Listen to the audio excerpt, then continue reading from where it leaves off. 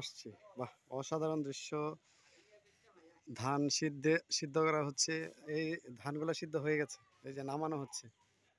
এই যে দেখতে পাচ্ছেন কি সুন্দর দৃশ্যটা। বাহ, এই ধানগুলা সিদ্ধ করার পরে এই যে নামানো হচ্ছে। বন্ধুরা দেখতেই পাচ্ছ, বাহ, অসাধারণ দৃশ্য।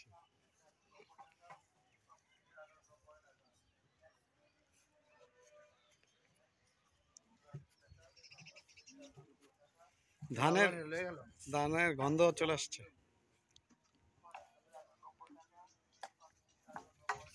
এই যে ধানগুলো এগুলো সিদ্ধ হয়েছে, কি সুন্দর দৃশ্য। বাহ, এই যে এখান থেকে ধান নেওয়া হবে। এই যে এখান থেকে ধানগুলা নেওয়া হচ্ছে, সিদ্ধ করার জন্য দেওয়া হচ্ছে এই ধানগুলা। এই যে চাচা পানি দিচ্ছে, আর আমার এই ভাইটা এই যে ধানগুলা নিয়ে দিচ্ছে। এই যে বন্ধুরা দেখতেই পাচ্ছ দৃশ্যটা। এই যে ওখান থেকে ধানগুলা নিয়ে সিদ্ধ করার জন্য ওই যে পাতিলে দেওয়া হচ্ছে, আর আর পাতিলে আর অন্যজন পানি দিচ্ছে। ধান সিদ্ধ করার পুরো সম্পূর্ণ প্রসেসটা এই যে পানি দেওয়া হচ্ছে। এই যে চাচা পানি দিচ্ছে, এই পাতিলটাতে পানি দেওয়া হচ্ছে। এই যে ধানগুলা দেওয়া হচ্ছে। এই যে সুন্দর দৃশ্য।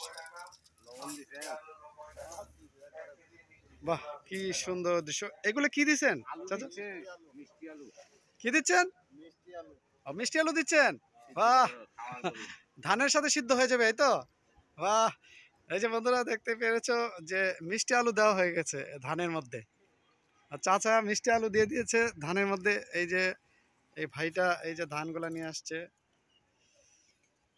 অনেক পরিশ্রম আছে, এই যে কত কষ্ট করতে আমাদের গরম লাগে। এই যে দেখেন তারা আগুনের কাছে, তারপরে তাদের গরম লাগে না। যদিও গরম লাগলেও এটা কোনো ব্যাপার না, শরীরে মানিয়ে নিয়েছে। কারণ পরিশ্রম ছাড়া আসলে কোনো কিছুই হয় না। এই যে অনেক পরিশ্রম করতে হচ্ছে। এই যে ধানগুলা,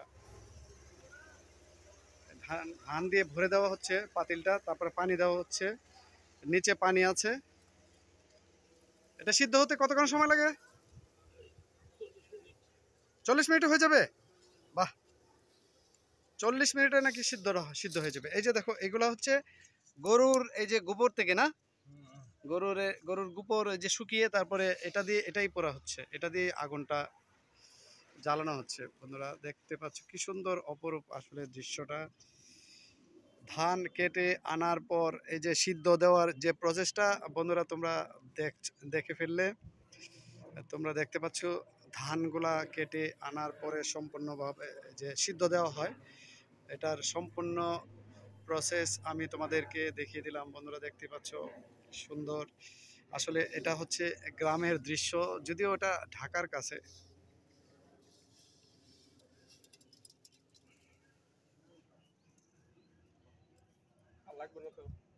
কৃষকের পরিশ্রমের ফসলেই হচ্ছে এটা।